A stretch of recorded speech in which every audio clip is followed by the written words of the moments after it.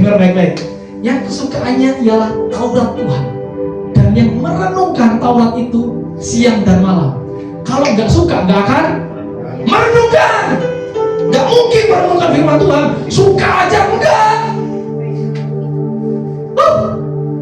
Kamu baca firman aja nggak pernah, berarti kamu nggak suka. Udah, betul? Udah cukup itu. Pak yang hari Minggu enggak. Firman is firman. Yang kesukaannya ialah Taurat Tuhan, dan yang merenungkan Taurat itu siang dan malam. Ia seperti pohon yang ditanam di tepi aliran yang berbuah pada musim. Wah, gawat. Suka aja enggak, apalagi merenungkan. Kejauhan. Suka dulu. Oh iya, ada firman nih, Pak. Firman. Harus ada gairah. Amin. Next. Nah, 1 Petrus 1 ayat 13 sampai 14. Kita baca bergantian. Sebab itu, siapkanlah akal budimu, waspadalah dan letakkanlah pengharapanmu seluruhnya atas kasih karunia yang dianugerahkan kepadamu pada waktu penyataan Yesus Kristus. 14.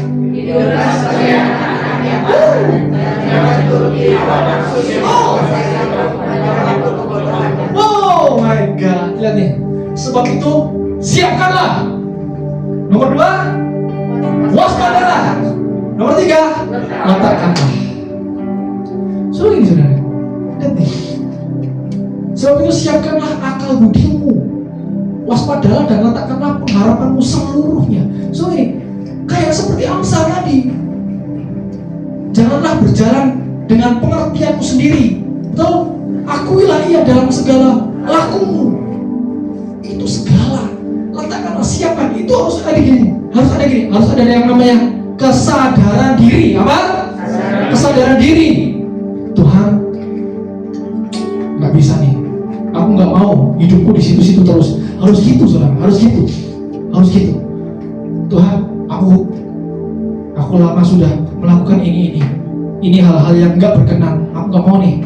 Aku harus bisa terjadi yang namanya perubahan akal budi, pembaharuan akal budi.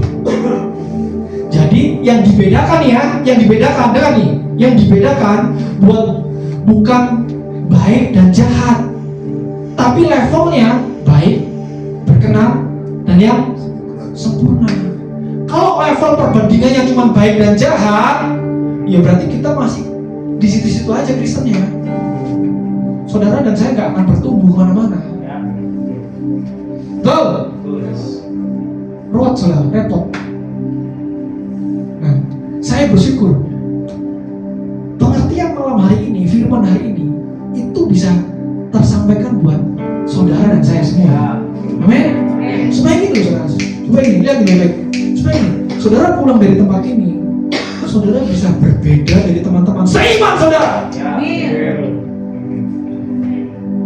Amin. Nah nih, hiduplah sebagai anak-anak yang taat dan jangan turuti hawa nafsu yang menguasai kamu pada waktu kebodohan. Karena gini, apa? Kenapa kok Petrus bilang ada waktu kebodohan?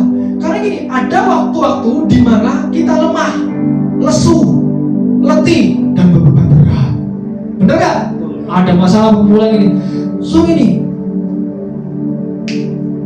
ketika kita mengalami itu, kita harus gini, Tuhan, aku harus mendisiplinkan diri. Aku harus menguasai seluruhnya. Wah,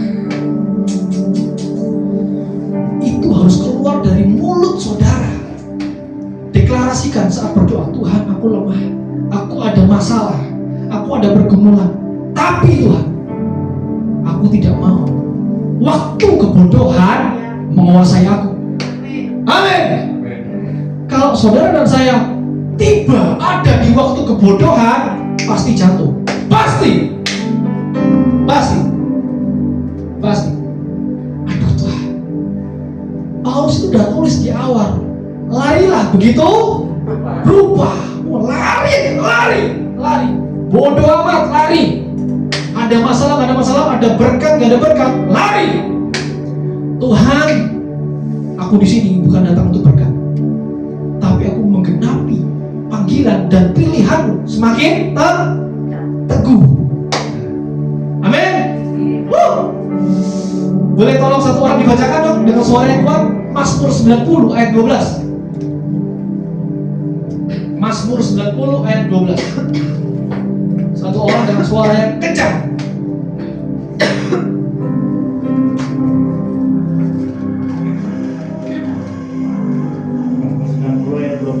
Demikian firman Tuhan. Oke.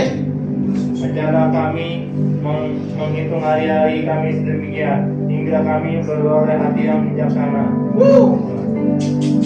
Ajar kami Tuhan menghitung hari-hari supaya kami beroleh hati yang bijaksana.